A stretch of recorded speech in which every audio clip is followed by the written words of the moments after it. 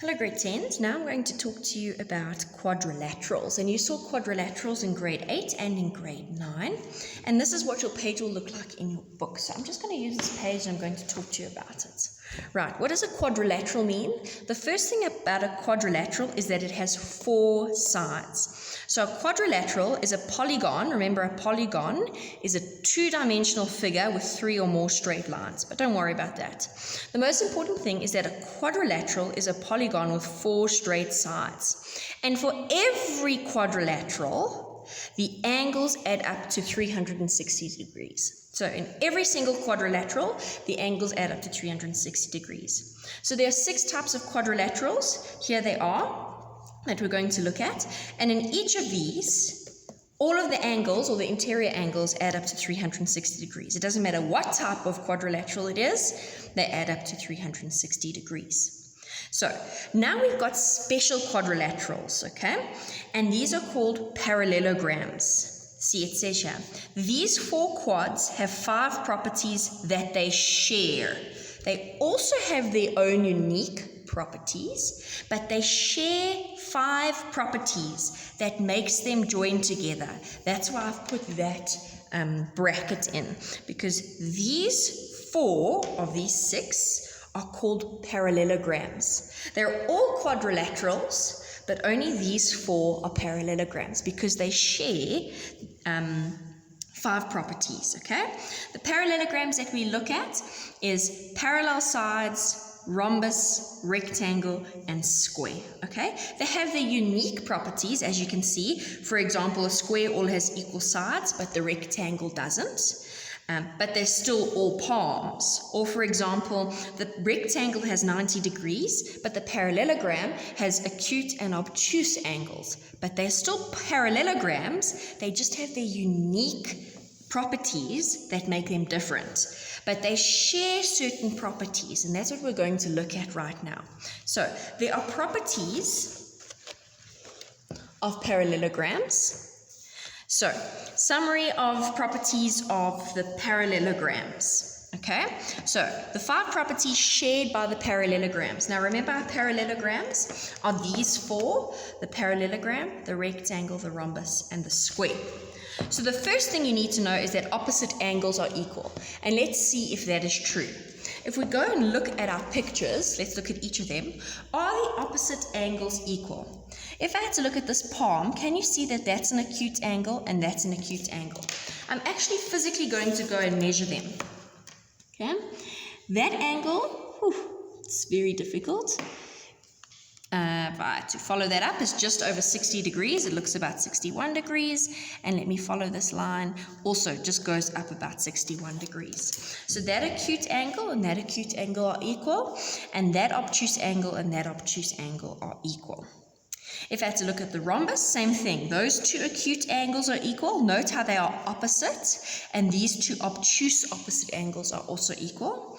In a rectangle, all the angles may be the same at 90 degrees. That's a rectangle's property. But thinking about the palm property, do you see that still the opposite angles are equal? They're both 90 degrees if I look at the opposite angles. And the similar thing happens with a square.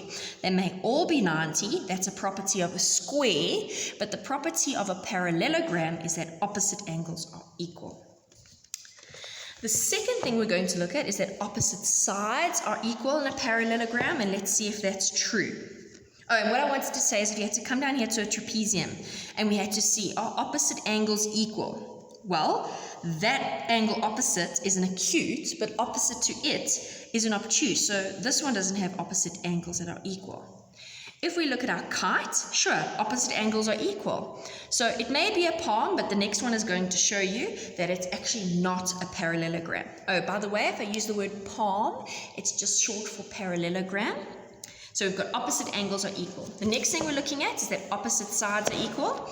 If we look at this parallelogram, let's see, that's 3.5 centimeters, 3.5 centimeters.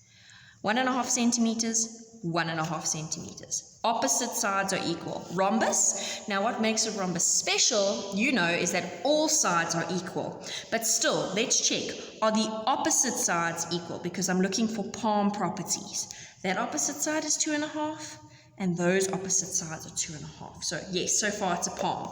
Rectangle, 4 centimeters and 4 centimeters, along with 1.5 and 1.5 centimeters. Again, in a square, all the sides are going to be the same length, but remember, the property of a parallelogram is that opposite sides are equal. So the top and bottom are 2.5 because they're opposite, and 2, and the left and right are also opposite, and they are 2 centimeters. Now, let's check out a kite, because we already eliminated a trapezium because opposite angles are not equal. But what happens with a kite? Let's look at the opposite sides. That's 2.5. Now, I don't compare this side, which also happens to be 2.5, because that's a property of a kite, because this is the adjacent side. Remember, properties of a palm is that opposite sides must be equal. So, 2.5 by 3. So, can eliminate kite from this. I'm not even going to check out the kite anymore, because it doesn't have one of those properties. As soon as a shape doesn't even have one of those properties, it could have all 5 of the properties but is missing one, it cannot be a palm. So the trapezium I eliminated, and I'll speak to you about more why I'm eliminating it, and you can see opposite sides here are definitely not equal. Perhaps these 2 left and right sides could maybe be equal, but definitely the top and bottom, that was 3.5, that's 6.5, is not equal. So then it says opposite sides are parallel. Parallel, you know, means that they have an equal distance apart, and they're indicated by arrows. So if I look at my parallelogram, opposite sides are parallel. Rectangle, opposite sides are parallel. Rhombus, parallel. Square, parallel. Let's look at our trapezium. Only one pair of sides is parallel. The other isn't, because you can see eventually they will meet. And if we have a kite, no sides are parallel, because these 2 you can even see are leaning into each other, and they're going to meet somewhere up there. These 2 are leaning into each other, they're going to meet somewhere up there. So again, they don't have that property of a palm. So far, all of these have opposite angles that are equal, opposite sides that are equal, very important, opposite sides that are parallel.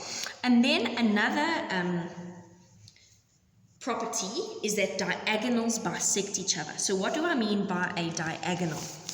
If I had to draw you, freehand, sorry, but I'm drawing a palm, something like that. Diagonals bisect each other. That means if a diagonal goes from one corner to the other. So there's that diagonal, and let me draw diagonal in the other color, from one corner to the other. This is a diagonal. Where they cross, now remember there's a difference between the word intersect and a word bisect, okay? Intersect means they just cross each other. Bisect, which is a property of a palm, means it cuts in half. That means this half of this diagonal will be the same length as that half of that diagonal, and this half of that diagonal will be the same length as that diagonal there. And that happens with all of the parallelograms, the palm, the rectangle, the rhombus, and the square. It does not happen with a trapezium, and it does not happen with a kite. And then lastly, it says one pair of sides are equal and parallel. We had to look at our last property of a quadrilateral. And this one is used more for proving if a shape is a palm. So I'm not going to look at this one right now. I'm going to focus mainly on opposite angles are equal. That's its accepted abbreviation. Op angles equal. Opposite sides are equal, op sides equal. Opposite sides are parallel, op sides parallel. Diagonals bisect one another or cut in half. Diags bisect. There's some unique properties then in your book that you need to read over and memorize, because you may need to prove that something is a kite or a rhombus, but we will come back to that later on in the year. I'm going to look at a few worked examples with you. How do we use these properties to find different angles and lengths of sides in a parallelogram? So the first example I'm going to show you says DELM is a parallelogram. Now that's very important. If they tell you it's a parallelogram, you can use the properties of parallelograms If they don't tell you it's a parallelogram, you have to prove it's a parallelogram before you can use the properties of a parallelogram. I'm going to say that again just now. But because they tell me it's a parallelogram, I can use opposite angles are equal, opposite sides are equal and parallel. I can use the fact that diagonals bisect. I can use these properties to then prove or calculate whatever they want me to prove or calculate.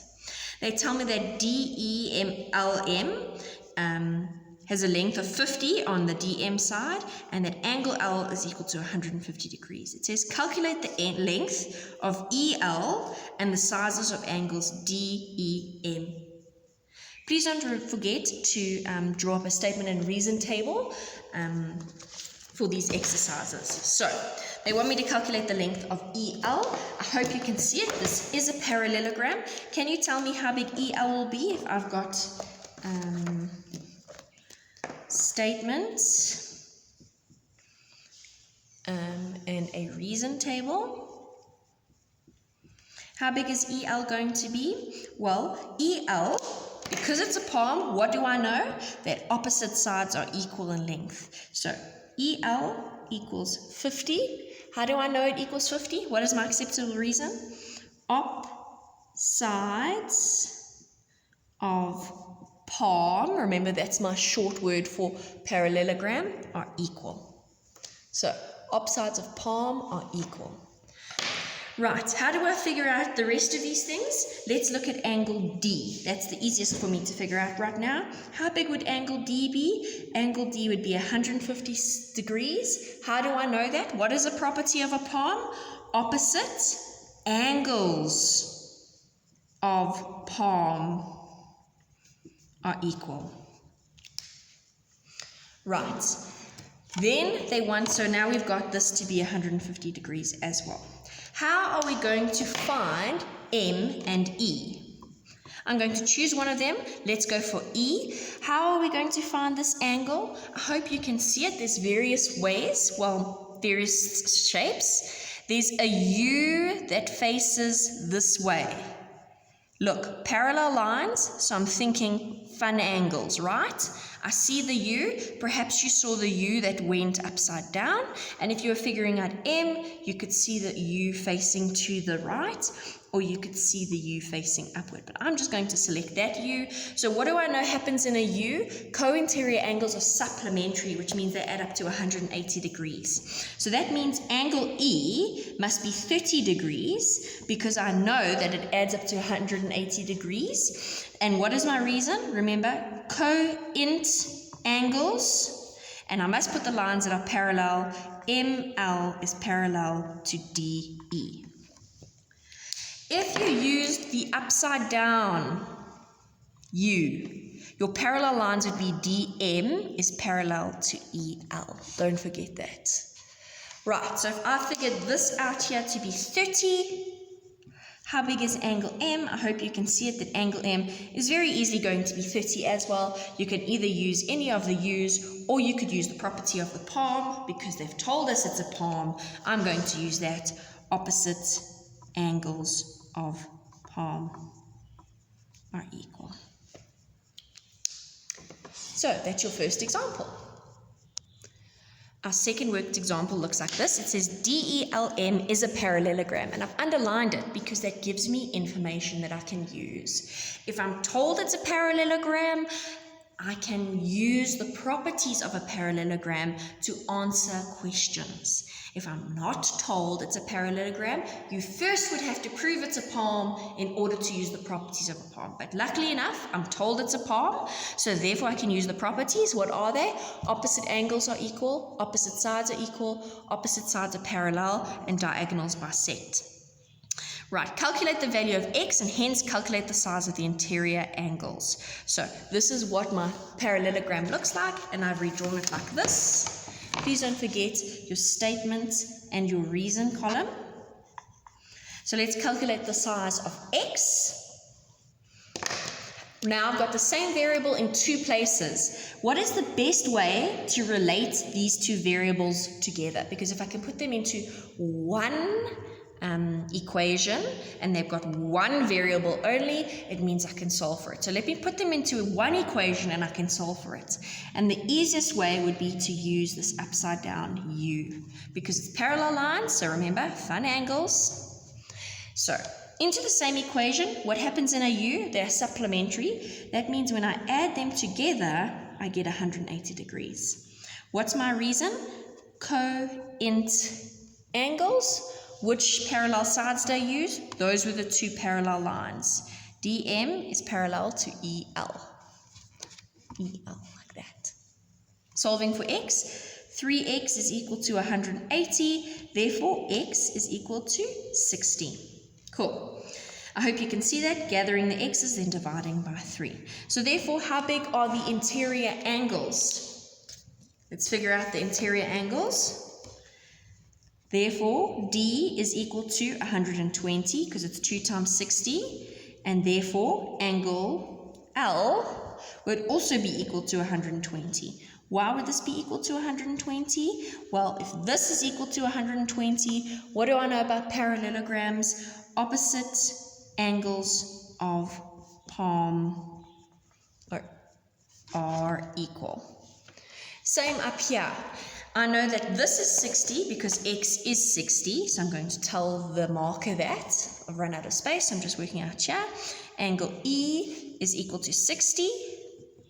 Therefore, angle M must also be equal to 60. I hope you can see it. If this is 60, this is 60 over there. Why is angle M 60? Because opposite angles of palm are equal. So I will complete example 3 with you in a different video. You're going to go and do the exercise that is associated with it, namely numbers 1, 2, 3, 4, and 5 on the other page. And please, you are still continuing in book 2. I will tell you when you work in book 1, but indeed, Euclidean geometry, which we're busy with now, is in book 2. It comes from this book that again you will receive. So that's what you're going to go and do now using this video.